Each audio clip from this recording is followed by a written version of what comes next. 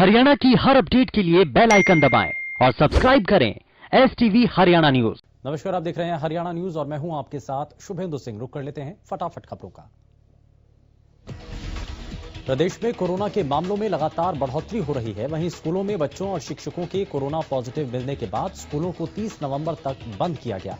इस मामले को लेकर सीएम का बयान सामने आया। उन्होंने कहा कि अभी प्रदेश के स्कूल बंद रहेंगे, हर व्यक्ति को मास्क लगाना जरूरी है।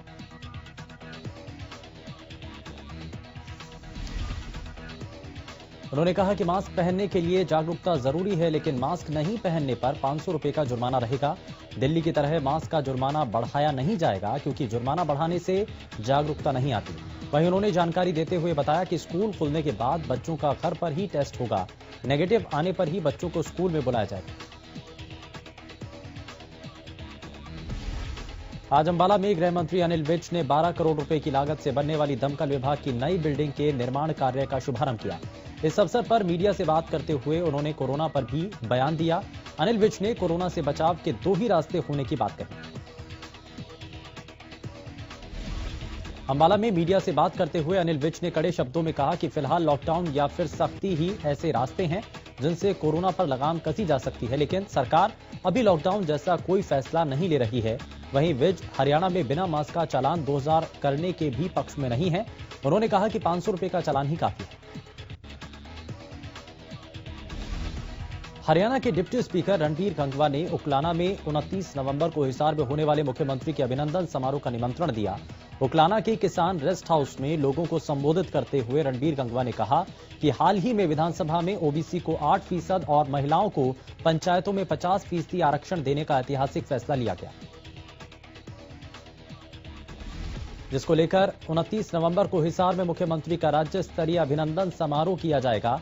किसानों के लिए दिल्ली कूच पर बोलते हुए डिप्टी स्पीकर ने कहा कि कांग्रेस किसानों को भड़काने का काम कर रही है।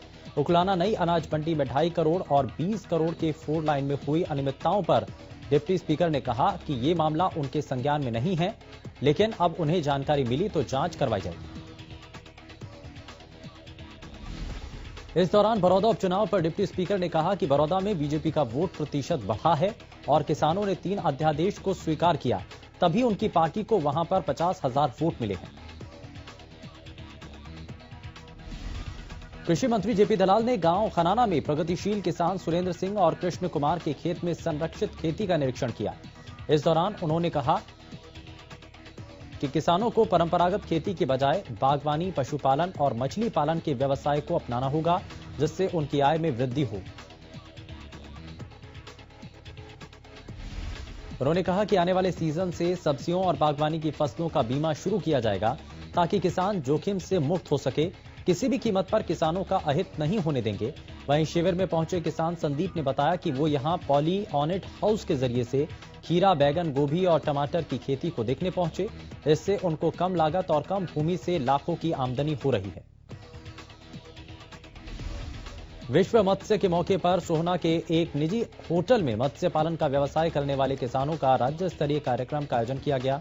कार्यक्रम में कृषि मंत्री जेपी दलाल ने किसानों को संबोधित करते हुए कहा कि उन किसानों को मत्स्य विभाग में सलाहकार बनाया जाएगा जो काफी समय से मछली पालन का व्यवसाय कर रहे हैं। कृषि मंत्री ने कहा कि हरियाणा सरकार मत्स्य पालन करने के लिए किसानों को सब्सिडी के साथ ऋण मुहैया कराती है, ताकि ज्यादा से ज्यादा किसान मत्स्य पालन करें। लेकिन कुछ किसान सब्सिडी के लालच में ऋण ले लेते हैं, लेकिन पूरे तरीके से मछली पालन करने में सफल नहीं हो पाते और मत्स्य पालन को बंद कर देते हैं, जिसके बारे में विभागीय अधिकारियों से संपर्क कर जानकारी हासिल की गई। प्रदेश सरकार चाहती है कि ज्यादा से ज्यादा किसान मत्स्य पालन को बढ़ावा दें, ताकि बेरोजगार युवाओं को रोजगार मिल सके। जेपी दलाल ने कहा कि किसानों की समस्या को देखते हुए जल्द ही उनका समाधान करने के लिए विभागीय अधिकारियों के साथ बैठक की जाए, ताकि किसानों को मत्स्य पालन में किसी प्रकार की परेशानी न आए। गुरुग्राम में जिला स्तर पर जननायक जनता पार्टी का कार्यालय खोला गया और इस उद्घाटन के दौरान जननायक जनता पार्टी के राष्ट्रीय अध्यक्ष डॉक्टर अजय सिंह चौटाला वहां पहुंचे और इस मौके पर डिप्टी सीएम दुष्यंत चौटाला और जेजेपी प्रदेश अध्यक्ष निशांत सिंह भी मौजूद रहे। कार्यालय के उद्घाटन के दौरान अजय चौटाला की अगुवाई में सैकड़ों कार्यकर्ताओं ने जेजेपी का दामन थामा। इस दौरान अजय चौटाला ने कहा कि अब से गुरुग्राम में अगर कोई भी परेशानी लोगों को होती है तो उसे चंडीगढ़ जाने की जरूरत नहीं, यहीं पर ही जेजेपी आपकी परेशानियों का हल करने की कोशिश करेगी। वहीं कांग्रेस पर निशाना साधते हुए कहा कि बड़ौदा में जीत के बाद भी कांग्रेस कुछ नहीं है, क्योंकि तब भी उनके 31 विधायक थे और आज भी। नारनौल का एक निजी स्कूल सरकारी आदेशों की जमकर धज्जियां उड़ा रहा है। दरअसल प्रदेश सरकार ने 30 नवंबर तक स्कूल बंद करने के आदेश दिए, लेकिन बावजूद इसके नारनौल में एक स्कूल खुला दिखा। सरकारी आदेशों की जमकर धज्जियां उड़ाते हुए स्कूल प्रशासन कोरोना काल में भी प्राइमरी लेवल के बच्चों को स्कूल बुलाने से बाज नहीं आ रहा। हरियाणा न्यूज लगातार कोरोना के खिलाफ ग्राउंड जीरो पर है और इस दौरान हरियाणा न्यूज की टीम ने जब स्कूल में जाकर देखा तो स्कूल स्टाफ के द्वारा खुलेआम कोरोना के नियमों की अवहेलना की जा रही है। इतना ही नहीं, स्कूल स्टाफ भी बिना मास्क के घूमते दिखाई दी। दिल्ली में लगातार बढ़ रहे कोरोना के मामलों को लेकर हरियाणा भी सतर्क है। जहां एक और सैंपलिंग बढ़ा दी गई, वहीं बिना मास्क के घूम रहे लोगों पर भी सख्ती बरती जा रही है। फतेहाबाद के लालबत्ती चौक पर स्वास्थ्य विभाग और पुलिस ने संयुक्त रूप से अभियान चलाकर बिना मास्क घूम रहे लोगों के चालान काटे और कोरोना को लेकर उनके सैंपल लिए गए। स्वास्थ्य विभाग के द्वारा लालबत्ती चौक पर नाका लगाया गया और करीब 150 लोगों के सैंपल लिए गए। इस दौरान छात्राएं और महिलाएं भी मास्क के बिना घूमती हुई नजर आईं। कई छात्राओं को पुलिस कर्मियों द्वारा मास्क भी दिए गए। पूरे मामले को लेकर स्वास्थ्य विभाग के कर्मचारी प्रमोद कुमार ने बताया कि आने वाले दिनों में यह अभियान जारी रहेगा। फरीदाबाद में बढ़ते कोरोना के आंकड़ों के चलते स्वास्थ्य विभाग के बाद पुलिस भी सतर्क है। पुलिस अधिकारी शहर के अलग अलग नाकों पर चेकिंग कर रहे हैं और इस दौरान किसी व्यक्ति के बिना मास्क के पाए जाने पर उसको जागरूक कर चालान काटा जा रहा है। साथ ही लोगों को मास्क भी दिए जा रहे हैं। लोगों को लगातार 2 गज की दूरी रखने और सैनिटाइजर का इस्तेमाल करने के लिए जागरूक किया जा रहा है। त्योहार खत्म होते ही अंबाला पुलिस ने ट्रैफिक को सुधारने के लिए एक विशेष अभियान चलाया। अंबाला कैंट के एसएचओ अपने दल बल के साथ अंबाला के बाजारों में निकले और नो पार्किंग में खड़े वाहनों के चालान काटे। इस दौरान उन्होंने दुकानों के बाहर रखे हुए सामान को भी उठाया और दुकानदारों को सचेत किया कि आगे वो अपनी दुकानों के सामान न लगाएं। अंबाला कैंट थाने के एसएचओ विजय कुमार ने बताया कि ये विशेष अभियान है जिसमें बाजारों में नो पार्किंग में खड़े वाहनों के चालान किए जा रहे हैं। जो लोग बिना मास्क के घूम रहे हैं उनके भी चालान काटे जा रहे हैं। उन्होंने स्थानीय लोगों से और बाजारों के एसोसिएशन के प्रधानों से अपील की कि वो सड़क किनारे और डिवाइडर के साथ वाहन न खड़े करें। कोरोना के बढ़ते मामलों को देखते हुए यातायात पुलिस के द्वारा शहर में चालान काटने का विशेष अभियान चलाया। बिना मास्क वाहन चला रहे लोगों की पुलिस कर्मियों ने फोटोग्राफी कर उनके चालान काटे। मौके पर 500 रुपए का जुर्माना वसूला गया। कोर्ट कॉलोनी रोड पर फाटक के दोनों ओर यातायात थाना पुलिस के कर्मचारी तैनात रहे। ट्रैफिक थाना पुलिस ने लोगों को मास्क पहनने के लिए जागरूक किया। थाना प्रभारी बहादुर सिंह ने बताया कि शहर में लगातार कोरोना के मामलों में बढ़ोतरी हो रही है और लोगों को बार बार मास्क पहनने के लिए जागरूक भी किया जा रहा है। अब भी पुलिस टीम जागरूक करने के साथ साथ चालान काटने की प्रक्रिया कर रही है। भारतीय किसान यूनियन के प्रदेश अध्यक्ष गुरनाम सिंह चढ़ूनी ने उकलाना के पाबड़ा, कनौ, किरमारा सहित कई गांव का दौरा किया। इस दौरान गुरनाम सिंह चढ़ूनी ने किसानों से 26 नवंबर को दिल्ली कूच के लिए आह्वान किया। गुरनाम सिंह ने किसानों को संबोधित करते हुए कहा कि सरकार जो 3 कानूनों के नाम पर काले कानून लेकर आई है, इससे किसान, मजदूर, आड़ती सब बेघर हो जाएंगे। सिरसा में शहीद भगत सिंह स्टेडियम में किसानों का धरना आज 46वें दिन भी जारी रहा। किसानों ने कृषि कानूनों का विरोध जताते हुए केंद्र सरकार के खिलाफ जमकर नारेबाजी की। प्रदर्शनकारियों ने उप मुख्यमंत्री दुष्यंत चौटाला और कैबिनेट मंत्री रणजीत सिंह चौटाला से इस्तीफे की मांग की। उन्होंने कहा कि 26 नवंबर को देश भर के किसान संगठन दिल्ली में इकट्ठा होंगे और सरकार को तीनों कृषि कानून वापस लेने के लिए मजबूर करेंगे। केंद्र सरकार का विरोध जताने के लिए सिरसा से भी किसान जत्थे रवाना होंगे। इसे लेकर किसान संगठनों ने सदस्य लगातार ग्रामीण क्षेत्रों में प्रचार कर 26 नवंबर को किसानों से पहुंचने की अपील कर रहे हैं। प्रदर्शनकारियों का कहना है कि केंद्र सरकार कृषि कानून को लेकर किसानों को मजदूर बनाना चाहती है। कृषि कानूनों के विरोध में किसान संगठनों ने दिल्ली कूच से पहले फतेहाबाद में हरियाणा और पंजाब के किसानों का एक सम्मेलन किया। इस सम्मेलन में सैकड़ों की संख्या में किसानों ने हिस्सा लिया। किसान सम्मेलन में काफी संख्या में महिलाएं भी शामिल हुई। इस सम्मेलन में दिल्ली के घेराव को लेकर रणनीति बनाई गई, आंदोलन पर चर्चा की गई। किसानों ने इस सम्मेलन को पगड़ी संभाल जट्टा किसान का नाम दिया। सम्मेलन के बाद किसानों ने फतेहाबाद शहर में मार्च निकाला। सम्मेलन में किसान संगठनों के कई बड़े हरियाणा और पंजाब के नेता शामिल हुए। पत्रकारों से बातचीत में किसानों ने दिल्ली कूच के दौरान जहां भी उनको रोका जाएगा, किसान वहीं डेरा डालेंगे। किसानों का कहना है कि दिल्ली जाने की तारीख 26 नवंबर है, लेकिन वापस आने की कोई तारीख नहीं। किसान अपनी बात मनवाकर ही वापस लौटेंगे। तीन कृषि कानूनों के खिलाफ लगातार किसानों में नाराजगी और गुस्सा देखा गया। किसान कृषि कानूनों को रद्द करवाने की मांग को लेकर सड़कों पर हैं और इसी कड़ी में किसान 26 नवंबर को दिल्ली का घेराव करेंगे। गोहाना की अनाज मंडी में भारतीय किसान यूनियन के प्रदेश उपाध्यक्ष सत्यवान नरवाल की अध्यक्षता में किसानों ने आड़तियों के साथ मिलकर सरकार के खिलाफ प्रदर्शन किया।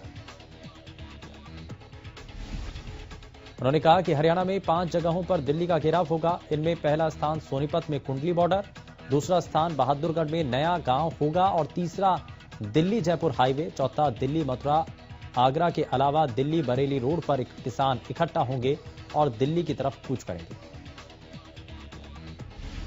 रिटायर्ड कर्मचारी संघ की शनिवार को कोर्ट कॉलोनी स्थित पटवार भवन में जिला स्तरीय कन्वेंशन का आयोजन किया गया। इस बैठक में रिटायर्ड कर्मचारियों के लंबित पड़े पेंशन मामलों को लेकर नाराजगी जाहिर की गई।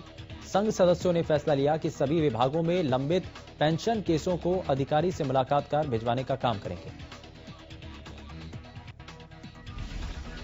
इसी के साथ सरकारी विभागों में हो रही निजीकरण के विरोध में भी 26 नवंबर को होने वाली राष्ट्रव्यापी हड़ताल में शामिल होने का फैसला लिया। पूरे मामले को लेकर रिटायर्ड कर्मचारी संघ के राज्य महासचिव राजेंद्र सिंह अहलावत और सर्व कर्मचारी संघ के जिला प्रधान मदन लाल खोत ने ये कहा है कि सरकार में ना तो रिटायर्ड कर्मचारियों की सुनवाई है और ना ही मौजूदा कर्मचारियों की।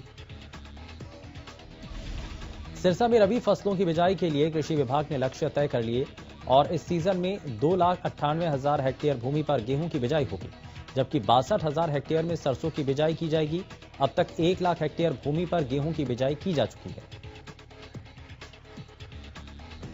गेहूं बिजाई का काम अभी जारी है और इसी तरह सरसों की बिजाई के लिए 62,000 हेक्टेयर का लक्ष्य रखा गया। सरसों की बिजाई का काम लगभग लक्ष्य के पास है। अब तक 60,000 हेक्टेयर भूमि पर सरसों की बिजाई की जा चुकी है। पिछले दिनों हुई बारिश ने भी फसलों को फायदा पहुंचाया।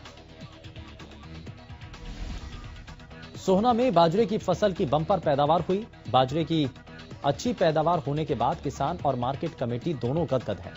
मार्केट कमेटी की माने तो पिछले साल के मुकाबले इस बार किसानों की बंपर पैदावार हुई है। अब से बीपीएल या फिर ओपीएच कार्ड धारक परिवारों को सरकार 1 रुपए किलो के हिसाब से बाजरा भी उपलब्ध करवाएगी। अब तक राशन कार्ड पर केवल गेहूं ही उपलब्ध करवाया जाता था, लेकिन इस बार इसी महीने से बाजरा भी राशन डिपो पर उपलब्ध होगा। वहीं भिवानी खाद्य आपूर्ति विभाग के कंट्रोलर अनिल कालरा ने बताया कि यह स्कीम ऐसे लोगों के लिए है जो बीपीएल हैं या फिर उनका कार्ड ओपीएच है। झज्जर के पीडब्ल्यूडी रेस्ट हाउस पर किलढोद गांव के गुस्साए ग्रामीणों ने धरना देकर प्रशासन के खिलाफ गुस्सा जाहिर किया। दरअसल 16 तारीख को किलढोद के रहने वाले एक शख्स ने पुलिस में अपनी नाबालिग बेटी की गुमशुदगी की रिपोर्ट लिखवाई थी। पुलिस ने मुस्तैदी दिखाते हुए नाबालिग को ढूंढ निकाला था। नाबालिग को कोर्ट में पेश किया गया।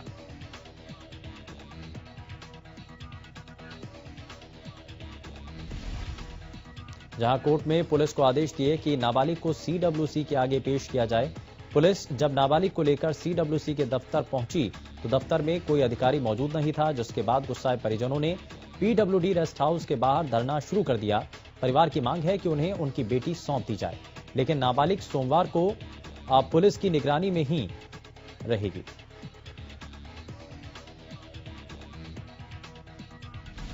नूह के गांव पिपरौली में चारों ओर तारों का जंजाल बना हुआ है, जिसके चलते ग्रामीणों को परेशानियों का सामना करना पड़ रहा है। ग्रामीणों में करंट का खतरा बना रहता है, जिसकी शिकायत ग्रामीण कई बार प्रशासन से कर चुके हैं। बावजूद इसके समस्या बनी हुई है। ग्रामीणों ने इस समस्या से छुटकारा पाने के लिए 2 गलियों में करीब 8 बिजली के खंभे लगवाने की मांग की। गुरुग्राम में नगर निगम द्वारा प्रॉपर्टी टैक्स अदायगी न करने वालों के खिलाफ जल्द कार्रवाई की जाएगी। इसके लिए 65 प्रॉपर्टी की लिस्ट तैयार कर ली गई, जिसे दिसंबर के पहले हफ्ते में नीलाम किया जाएगा। इन प्रॉपर्टी धारकों पर सरकार ने छूट दिए जाने के बाद लगभग 5 करोड़ रुपए का टैक्स बकाया।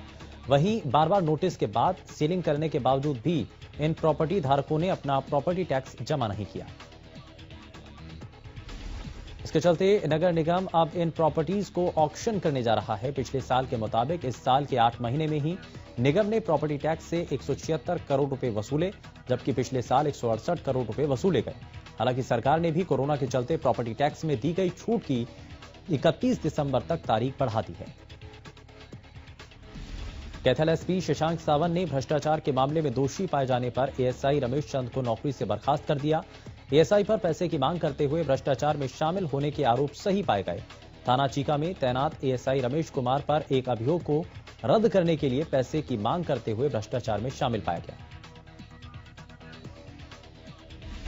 आरोप है कि इसके बाद एएसआई की ओर से शिकायतकर्ता और संबंधित लोगों को धमकाया जा रहा था। साथ ही विभागीय जांच में शामिल नहीं होने के लिए दबाव बनाया जा रहा था।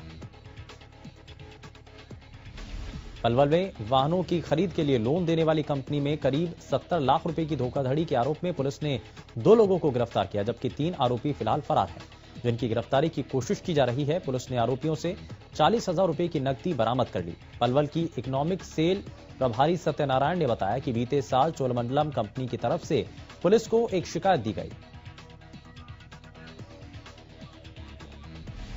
शिकायत में कहा गया कि कंपनी की पलवल शाखा में 20 कर्मचारी हैं। इनमें से 9 कर्मचारियों ने कस्टमर से लोन की किस्त लेकर कंपनी में जमा नहीं करवाई। कस्टमर को कंपनी की तरफ से फर्जी एनओसी जारी की गई। फर्जी एनओसी के जरिए कंपनी को 69,38,942 रुपए की धोखाधड़ी की गई। धोखाधड़ी करने के आरोप में समीर, गेलचंद, मैनपाल, सत्यपाल और मिंटू शामिल हैं। पुलिस ने आरोपी गेलचंद और सत्यपाल को गिरफ्तार कर लिया है। गुरुग्राम में निगम ने सफाई व्यवस्था को दुरुस्त करने के लिए इको ग्रीन नामक कंपनी को ठेका दिया, लेकिन सफाई व्यवस्था ठीक न होने से परेशान हैं लोग। गुरुग्राम निगम सदन की बैठक में सभी पार्षदों की सहमति से कंपनी का ठेका रद्द करने की मांग उठाई गई। मुख्यमंत्री ने भी इस कंपनी द्वारा शहर में हो रही गंदगी की लापरवाही को देखते हुए 25 लाख का जुर्माना लगाया।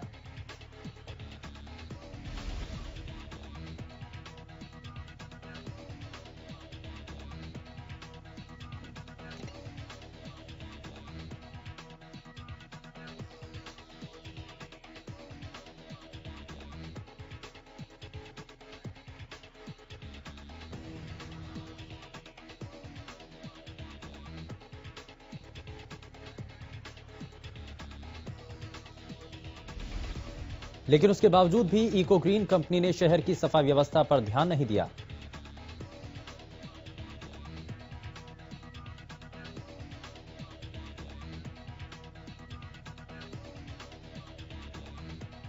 पलवल में 21 नवंबर से 4 दिसंबर तक पुरुष नसबंदी का पखवाड़ा शुरू होगा। पखवाड़े की जानकारी देते हुए civil surgeon doctor Brahmdeep Singh ने बताया कि जिले में फैमिली प्लानिंग में पुरुषों के मुकाबले महिलाओं की भागीदारी ज्यादा रहती है। वहीं पुरुषों की भागीदारी केवल 2% रहती है। इसमें प्रोत्साहन राशि 2,000 रखी है। मोटिवेटर अगर कोई 3 पुरुष नसबंदी केस करवाता है तो उसे 1,000 रुपए का इनाम दिया जाएगा और साथ में इंसेंटिव भी दिया जाएगा। जो व्यक्ति नसबंदी करवाएगा उसे 2,000 रुपए प्रोत्साहन राशि के रूप में दिया जाएगा। डॉक्टर ब्रह्मदीप ने कहा कि यह पखवाड़ा हम लोगों को प्रोत्साहित करने के लिए चलाया जा रहा है। कोरोना महामारी में जहां लगातार लंबे समय तक स्कूल बंद रहे, वहीं बच्चों की पढ़ाई पर असर देखने को मिला है। गोहाना के एक गांव का रहने वाले 16 साल के छात्र ने 10वीं क्लास में दूसरी बार री आने के बाद खुदकुशी कर ली। घटना की सूचना मिलते ही पुलिस ने मौके पर पहुंचकर शव को अपने कब्जे में लिया। जानकारी के मुताबिक छात्र पहले भी गणित के पेपर में पहली बार परीक्षा देने के दौरान असफल हो गया था। उसके बाद दोबारा फॉर्म भर परीक्षा की तैयारी की और परीक्षा दी। कल रिजल्ट आने के बाद छात्र दूसरी बार फेल हो गया, जिसके बाद उसने आत्महत्या कर ली। करीब 1 महीना पहले फूलका गांव के पास माइनर से बैग में महिला का शव मिलने का मामला सामने आया था। एक महीना होने के बावजूद अब तक शव की शिनाख्त नहीं हो पाई। पुलिस टीम पंजाब और राजस्थान में भी मृतका की पहचान की कोशिश कर रही है, लेकिन अभी तक पुलिस को कामयाबी नहीं मिली और इसी को लेकर पुलिस ने अज्ञात के खिलाफ हत्या का मामला दर्ज कर जांच शुरू कर दी थी। डीएसपी संजय कुमार ने बताया कि मृतक महिला की पहचान के लिए पुलिस लगातार कोशिश कर रही है। महिला की पहचान के लिए पुलिस पंजाब, राजस्थान पुलिस से संपर्क साध रही है। जल्द ही महिला की पहचान कर मामले को ट्रेस किया जाएगा और हत्यारोपी को काबू किया जाएगा। रतिया के गांव सुखनमपुर में 28 साल की महिला ने अपने 2 बच्चों के साथ आत्महत्या कर ली। बताया जा रहा है कि महिला अपने मायके आई हुई थी, जहां उसने अपने दोनों बच्चों को मौत के घाट उतारने के बाद आत्महत्या कर ली। बताया जा रहा है कि मृतक महिला का नाम संजू है, जिसकी शादी खैराती खेड़ा गांव में हुई थी। पूरी घटना से पहले महिला अपने पति से फोन पर बात कर रही थी और इस दौरान दोनों के बीच कहासुनी हुई, जिसके बाद महिला ने अपने दोनों बेटों का गला दबाकर मौत के घाट उतार दिया और खुद ने पंखे से फंदा लगाकर आत्महत्या कर ली। बहरहाल मौके पर पहुंची पुलिस ने शव को कब्जे में लेकर जांच शुरू कर दी। जाखल पालिका पार्षद कीर्ति के देवर का हर्ष फायरिंग करते वीडियो लगातार सोशल मीडिया पर वायरल हो रहा है, जिसके चलते पालिका प्रधान प्रतिनिधि ने थाने में शिकायत देकर आरोपी के खिलाफ कार्रवाई की मांग की। पुलिस ने शिकायत के आधार पर आरोपी के खिलाफ अलग अलग धाराओं के तहत मामला दर्ज कर जांच शुरू कर दी है। थाना प्रभारी विक्रम जोशन ने बताया कि पार्षद के देवर साहिल का फायरिंग करते वीडियो वायरल हो रहा है, जिसके चलते पुलिस ने साहिल के खिलाफ मामला दर्ज कर जांच शुरू कर दी है। साइबर सिटी के सदर बाजार स्थित ज्वेलर की दुकान में लूट के सिलसिले में पुलिस ने 5 डकैतों को गिरफ्तार किया। पुलिस को यह कामयाबी सीसीटीवी में कैद वीडियो के आधार पर जांच करने पर मिली। मामले में पुलिस ने वरुण, मिंटू, हर्ष, टोनी और सुनील नाम के 4 लोगों को बादशाहपुर से गिरफ्तार किया। योजना के मुताबिक वरुण अपने साथियों को साथ लेकर वारदात को अंजाम देने दुकान पर पहुंचा और वहां पहुंचने के बाद 2 युवक दुकान के अंदर गए और सगाई के लिए अंगूठी दिखाने को कहा। जब दुकानदार ने उन्हें अंगूठी दिखाई तो बदमाशों ने हथियार निकाल लिया और दुकान में रखी ज्वेलरी लूटकर फरार हो गए। नारनौल के मेन बाजार की 2 दुकानों में आग लग गई, जिससे दुकानों में रखा लाखों का सामान जलकर राख हो गया। सूचना पाकर मौके पर पहुंची फायर ब्रिगेड की टीम ने कड़ी मशक्कत के बाद आग पर काबू पाया।